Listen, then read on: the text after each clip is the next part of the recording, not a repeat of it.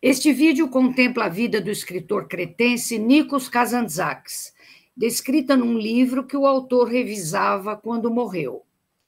Em estado latente durante anos, desde 1929, a obra é mencionada por ele com diversos títulos, ora diálogo, ora conversas, ora cartas, sempre convergentes para seu conterrâneo, Domênicos Theotokopoulos, o célebre pintor consagrado como El Greco.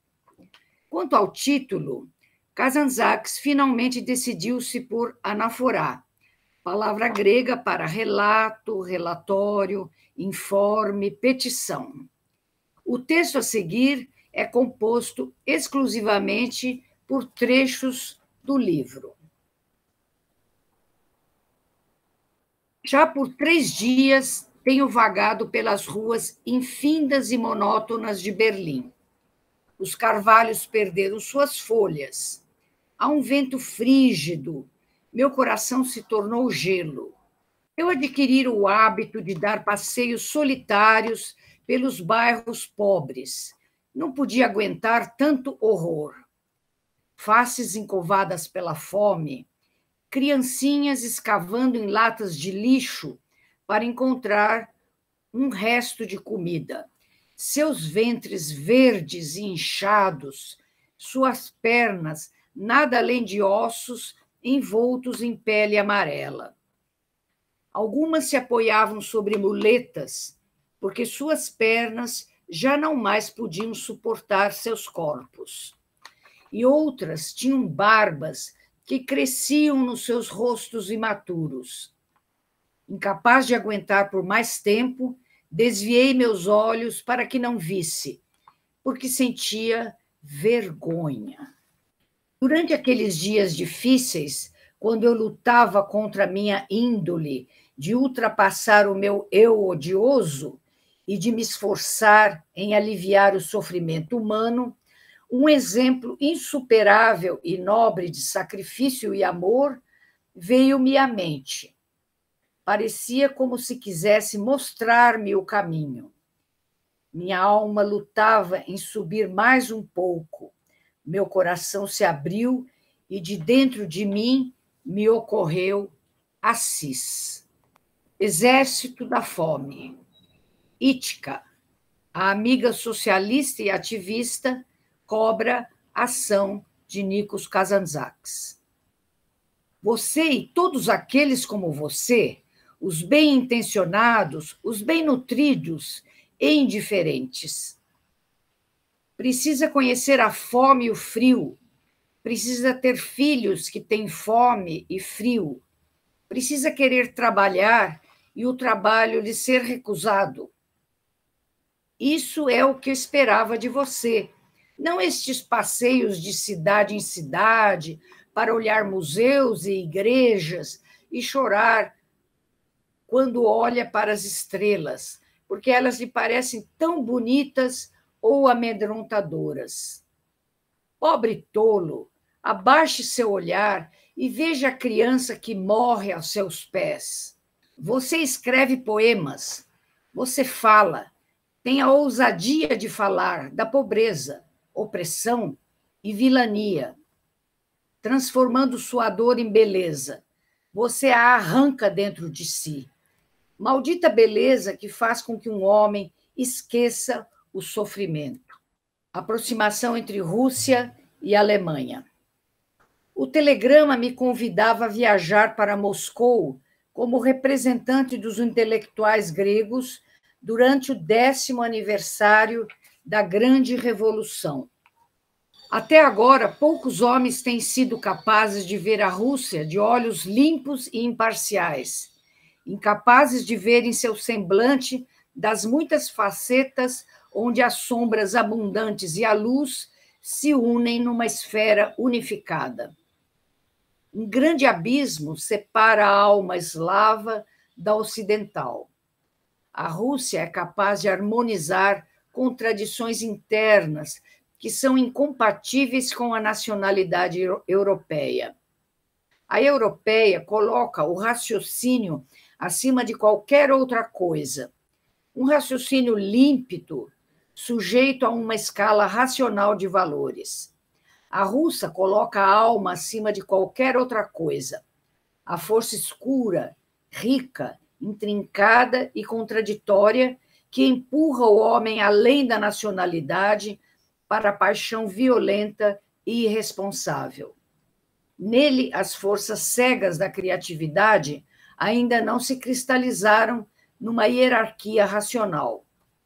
O russo ainda está fortemente grudado ao solo, está cheio de terra e escuridão geradora do mundo. A neve novamente. Aldeias, pequenas igrejas de domos verdes e pontudos, a fumaça imóvel sobre os tetos, mais corvos, céu baixo, neve. Eu olhava e via. Meus olhos tinham uma remota profundidade azulada, como os olhos de todos aqueles que vivem nas planícies infinitas. Eu via e, subitamente, domos adornados e redondos apareceram levemente no horizonte, delineado no céu cinza chumbo. Caos. Essa é uma das primeiras impressões de Moscou. A segunda é medo. Em nenhuma outra cidade do mundo podem ser vistos esses rostos duros, resolutos e tranquilos. Os olhos flamejantes, lábios comprimidos, a tensão e febre violenta. Sente-se como se tivesse penetrado numa sombria cidade medieval, cheia de torres e muralhas, onde os cavaleiros vestem suas armaduras por trás de portas lacradas à medida que aproxima o inimigo. A atmosfera está carregada de uma preparação selvagem para a guerra. Uma grande ameaça e uma grande esperança pende sobre cada uma das cabeças. Algo paira no ar aqui, gerando o medo. A Revolução Russa celebrava seu nascer ensanguentado. Peregrinos brancos, negros e amarelos tinham chegado de todas as partes do mundo. As multidões mergulhavam na negra entrada e desapareceram. Eu com eles desapareci. Descemos gradativamente na terra, o ar pesado de respirações e cheiros humanos. De repente, os rostos bovinos e insípidos de 2 músicos que me precediam se tornaram radiantes, como se tivessem sido atingidas por um sol subterrâneo. Bem embaixo, o vasto cristal que cobria as relíquias sagradas podia, enfim, ser visto. Cintilante, sob ele estava a cabeça careca e lívida de Lenin. Os tempos pelos quais passamos são tempos difíceis. A dificuldade, contudo, tem sempre sido o estímulo da vida, acordando e empurrando todos os nossos impulsos, os bons e os ruins, para que possamos ultrapassar o obstáculo que repentinamente se ergueu ante a nós. Assim, por vezes, alcançamos um ponto muito além do que aquele que esperávamos, mobilizando todas as nossas forças, que de outra forma teriam permanecido adormecidas ou agido com relutância ou sem concentração. Pois que estas forças mobilizadas não são apenas nossas próprias, nem tampouco são apenas humanas. As forças liberadas em nós na propulsão dianteira que desenvolvemos para podermos saltar uma unidade tríplice, pessoal, pan-humana e pré-humana. No instante em que o homem se contrai como uma mola para dar o salto, em nós igualmente se contrai toda a vida do planeta, desenvolvendo sua propulsão. Então é quando sentimos claramente aquela mais simples das verdades que tão frequentemente esquecemos nos instantes confortáveis e áridos, que o homem não é imortal, mas sim que serve a algo ou alguém que é imortal. O Cáucaso.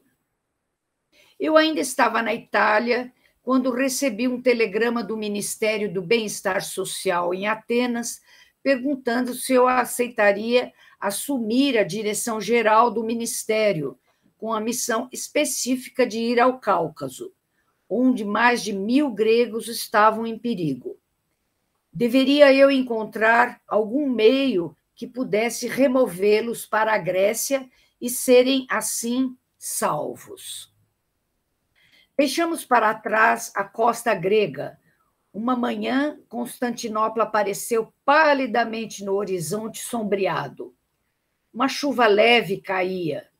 Os minaretes brancos e os ciprestes negros, o nevoeiro como mastros de uma cidade submersa. Santa Sofia, os palácios e as muralhas semidestruídas estavam perdidas na chuva silenciosa, desesperadora. Amaldiçoada seja a prostituta, dormindo com os turcos, ela nos pertencerá novamente. Passamos um mês visitando as cidades e aldeias onde as almas gregas estavam espalhadas. Passamos pela Geórgia, entramos na Armênia. Naqueles dias, os turcos tinham novamente capturado alguns gregos, dessa vez 3, e os tinham ferrado como a mulas. Parti do Cáucaso 2 semanas mais tarde. Os últimos dias foram extremamente amargos. É verdade que os navios partiram carregados de gente. Via minhas intenções se frutificarem no campo da ação. Já podia ver estes gregos diligentes plantarem suas raízes na Macedônia e na Trácia, nossas velhas terras que tinham sido devastadas pelas solas bárbaras. Eles as cobririam de trigo, tabaco e pequenos gregos.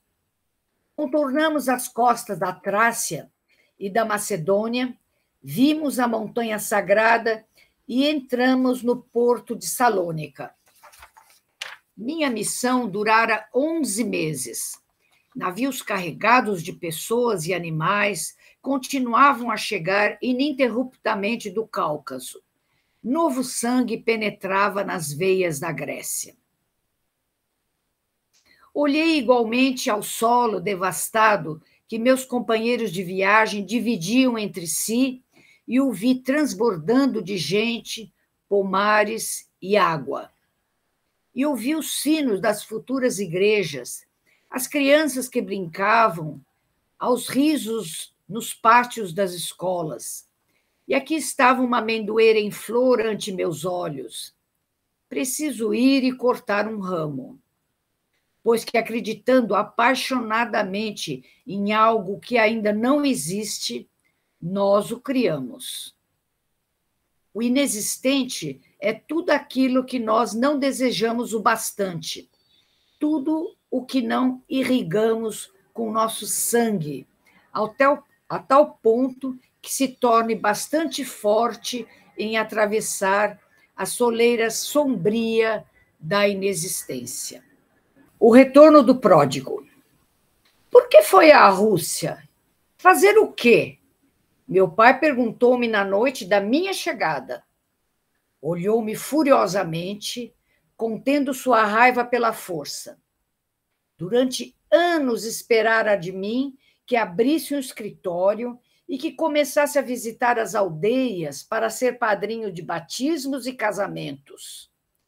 Meus amigos teriam se multiplicado e depois eu teria declarado minha candidatura e seria eleito para o parlamento. Mas agora, em vez disso, via-me a vagar pelo mundo. Ainda mais, existiam rumores de que eu escrevia livros.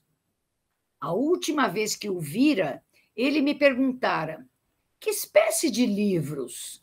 Contos de fadas, cartas de amor, cantigas? Vergonha! Eunucos e monges são os únicos que escrevem. Acomode-se finalmente no território que é seu. É um homem. Trabalhe no emprego de homem. Talvez tenha se tornado um bolchevista, é isto?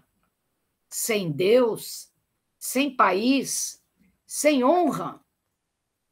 Para frente, cães, e que não existam trancas.